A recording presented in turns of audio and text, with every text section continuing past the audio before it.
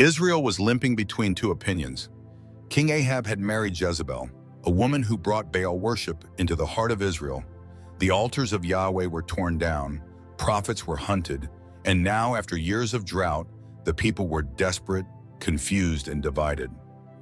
It was time for a confrontation, so Elijah, the last bold prophet of God, called for a public showdown on Mount Carmel. One prophet of the Lord versus 450 prophets of Baal. The challenge? Let the God who answers by fire, he is God. 1 Kings 18:24. The people agreed. This was no longer about debate. It was about demonstration. Baal's prophets built their altar. They laid the sacrifice. And then they danced. For hours they leapt, cried out, and chanted. When nothing happened, they cut themselves until blood gushed, trying to provoke their silent God. Elijah watched and mocked. Shout louder. Maybe he's sleeping or using the bathroom. Verse 127. Still no voice, no fire, no answer. Their God was made of stone, and stones don't speak. Then it was Elijah's turn. He repaired the broken altar of the Lord with 12 stones, one for each tribe of Israel. He placed the wood, arranged the sacrifice.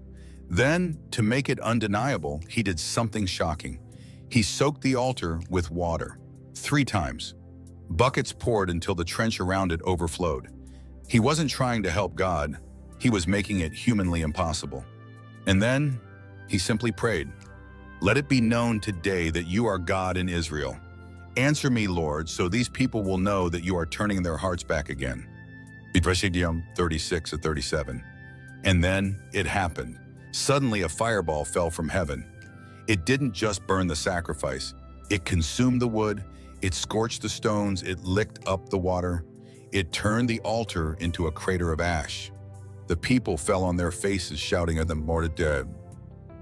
He is God, the Lord, he is God. Every 39. Baal was exposed, the drought was about to end.